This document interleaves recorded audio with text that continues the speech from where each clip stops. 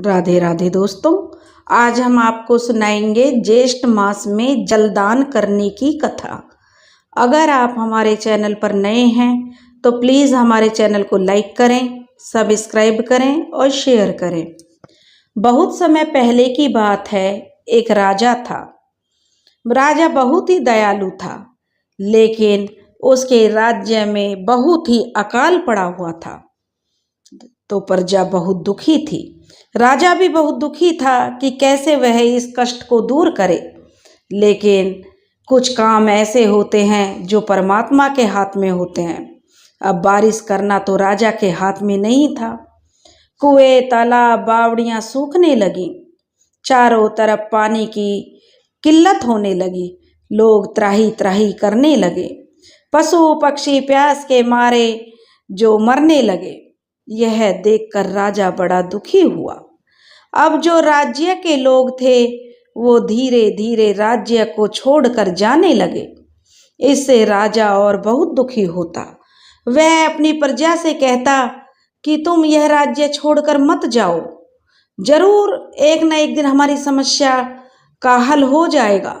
लेकिन सबको अपनी जान प्यारी थी और पानी के बिना तो जीवन संभव ही नहीं है। इसलिए धीरे धीरे करके लोग पलायन करने लगे। राजा बेचारा बड़ा दुखी होता, भगवान से बड़ी प्रार्थना करता कि हे प्रभु, मेरे राज्य में ही इतना अकाल क्यों पड़ा है, क्यों इतना चारों तरफ सूखा ही सूखा है। यह देखकर राजा की आंखों में आंसू आ जाते, लेकिन वो क्या कर सकता था। अब जो प्रजा थी वह पड़ोसी राज्यों में जाने लगी, क्योंकि जहाँ पानी होगा वहीं जीवन होगा। इसलिए धीरे धीरे करके राज्य के लोग राज्य छोड़कर जाने लगे। राजा ने उन्हें बहुत समझाया, लेकिन वे लोग नहीं माने। अब राजा बेचारा बड़ा परेशान कि कैसे भी करके वो खूब कोशिश करता, लेकिन प्रजा का जाना नहीं रुका, लोग नहीं रुक रहे थे। उसी गांव में एक मंदिर था। मंदिर पर एक पुजारी रहता था। पुजारी भी गांव के लोगों को खूब समझाता कि भाइयों देखो, दुख सुख तो जीवन के साथ है। आज हम पर यह दुख आया है तो सुख भी आएगा, लेकिन तुम अपने राज्य को मत छोड़ो। लेकिन लोग कहने लगे, पुजारी जी, दुख तो देखा जाएगा ठीक है, लेकिन पानी के बिना तो हम जीवित ही नहीं रह सकते। और यह दुख भी क्या, कितने साल बीत गए हैं, आज तक बारिश की एक बूंद इस राज्य पर नहीं हुई। इस राज्य में एक भी बूंद नहीं पड़ी है पानी की। धीरे धीरे तालाब कुएं सूख रहे हैं। तो पानी के बिना ना कोई खेती कर सकता है और ना ही पानी के बिना कोई काम हो सकता है। प्यासों मरने की नौबत आ गई है, हम मजबूर हैं। तो राजा ने और पुजारी ने कहा, जिसको जाना है वह जाओ, लेकिन हम यह राज्य छोड़कर कहीं नहीं जाएंगे। एक दिन राजा मंदिर में गया और पुजारी से कहने लगा कि पुजारी जी, कोई ऐसा उपाय बताओ जिससे कि हमारे नगर में बारिश क्यों नहीं हो रही है, जिसे करने से हमारे नगर में बारिश हो जाए। अब जो मंदिर का पुजारी था वह ब्राह्मण था, तो उसने अपने पोथी पत्रा निकाले और जो पत्रा देखकर उसने खूब ध्यान लगाया, खूब दिमाग लगाया, लेकिन उसकी बुद्धि में समझ नहीं आया। वह कहने लगा, महाराज, मैं इस तह तक नहीं पहुंच पा रहा हूं कि हमारे ही राज्य में बारिश क्यों नहीं हो रही है। सब तो ठीक है, लेकिन हमारे राज्य में बरसात क्यों नहीं हो रही है, इसका कारण मेरी समझ में नहीं आ रहा है।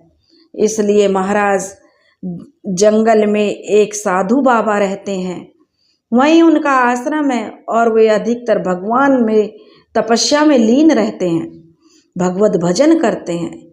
चलो हम उनके पास चलते हैं और अपनी समस्या का समाधान उनसे पूछते हैं। राजा को ब्राह्मण पुजारी की बात जच गई और राजा और पुजारी दोनों जंगल की तरफ चल दिए।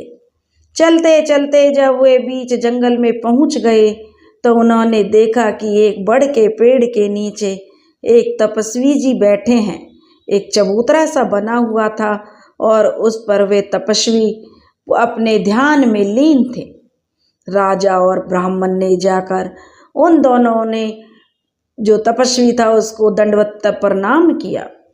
उनकी हलचल और बोलचाल की आवाज़ से तपस्वी का ध्यान भंग हुआ। तब उन्होंने आंखें खोली और पूछा कि बताओ बेटा, यहाँ आने का क्या कारण है। तब ब्राह्मण कहने लगा, हे महात्मा जी, ये हमारे राज्य के राजा हैं। हमारे राज्य की प्रजा जो राज्य को छोड़कर दिन पर दिन जा रही है, बहुत कम लोग राज्य में बचे हैं, वो भी धीरे धीरे राज्य से जा रहे हैं। हमारे नगर में बारिश की एक बूंद नहीं पड़ी है। चारों तरफ नगर बावड़ियां सूख गई हैं। चारों तरफ पानी की त्राही त्राही मची है। पशु पक्षी मरने लगे हैं। हे महात्मा जी, हमें इसका कोई उपाय बताइए। तब महात्मा जी ने आंखें बंद की और उन्होंने थोड़ा ध्यान लगाया। फिर उसके बाद वे बोले, मेरी बात ध्यान से सुनो। पुजारी जी से कहने लगे कि ब्राह्मण देवता जो आपके पूर्वज थे, वे जो राजा के पूर्वज थे, राजा से पहले जो राजा थे, उनके कुल गुरु पुरोहित थे। उन्होंने एक बार राजा के जो पूर्वज थे उनसे कहा था कि ज्येष्ठ का महीना चल रहा है, इसलिए आपको ज्येष्ठ के महीने में जल दान करना चाहिए। इसके लिए प्याऊ लगवाइए, जगह जगह प्याऊ लगवाइए, कुएं खुदवाइए और नदी वगैरह, नहर वगैरह का निर्माण कराइए, जिससे कि पानी का दान होगा। लेकिन जो राजा के पूर्वज थे, उन्होंने जो इस बात पर राजपुरोहित का अपमान किया और उनसे कहने लगे, राजपुरोहित जी, आप भी आजकल कैसी शिक्षा देने लगे हो। पानी तो एक तुच्छ चीज है, भला इसका क्या दान हो सकता है। और उन्होंने उसके जो भरी सभा में उपहास उड़ाया। सभी भरी सभा में मंत्रीगण अब राजपुरोहित के लिए हंसने लगे। इससे राजपुरोहित को बड़ा अपमान महसूस हुआ, लेकिन वह बोला कुछ नहीं। उन्होंने तो ज्येष्ठ मास के जलदान का महत्व बताया था, लेकिन राजा के पूर्वज तो अहंकारी थे। उन्होंने तो अहंकार में आकर उल्टा उसका, अपने राजपुरोहित का जो अपमान कर दिया। अब जो बैकुंठ में बैठे हुए भगवान विष्णु सब देख रहे थे, उन्हें यह देखकर बहुत गुस्सा आया। वे क्रोधित हो गए और उन्होंने इंद्रदेव से कहा कि हे इंद्रदेव, जब तक कि मैं आज्ञा न दूं, इस राज्य पर जल की एक बूंद भी नहीं पड़नी चाहिए। यही कारण है कि भगवान विष्णु आपसे रुष्ट हैं। राजा हाथ जोड़कर आंखों में आंसू भरकर कहने लगा, हे महात्मा जी, अगर मेरे पूर्वजों से कोई पाप हुआ है तो मुझे उसका कोई उचित समाधान बताइए, ताकि मैं उसका उपाय कर सकूं। तब महात्मा जी कहने लगे कि देखो, ज्येष्ठ मास के कृष्ण पक्ष की जो एकादशी आती है, शुक्ल पक्ष की, कृष्ण पक्ष की, पूरा ज्येष्ठ मास, जब से ज्येष्ठ मास लगता है, इसमें जलदान करना चाहिए। अब निर्जला एकादशी है, ज्येष्ठ मास में इसका बहुत महत्व है। इस दिन तुम भगवान की पूजा करो, व्रत करो और जल का दान करो। अब तो तुम्हारी भगवान विष्णु जरूर सुनेंगे और तुम्हारे नगर में पर्याप्त बारिश होगी। अब राजा और ब्राह्मण खुशी खुशी अपने महल की तरफ ब्राह्मण तपस्वी से आज्ञा लेकर चल दिए। जब राजा घर पर आया, अपने महल में आया, तो उसने अगले ही दिन निर्जला एकादशी थी। उन्होंने पूरे विधि विधान से निर्जला एकादशी के दिन पूजा पाठ किया, भगवान विष्णु की पूजा की, यज्ञ हवन किए और गरीबों को भोजन कराया। उन्होंने जल दान किया, उन्होंने तो कुएं खुदवाए, प्याऊ बनवाए और उन्होंने कहा कि जितना भी हो सके जल दान किया जाए। पानी के भर भर घड़े उन्होंने दान किए। अब 3-4 दिन ही बीते थे कि पूर्णिमा की पूर्णिमा का दिन आ गया। ज्येष्ठ मास समाप्त होने वाला था, लेकिन पूर्णिमा के दिन आकाश में चारों तरफ काले काले बादल घिर आए। अब तो काले काले बादल जन कितने सालों बाद वहां की प्रजा देख रही थी।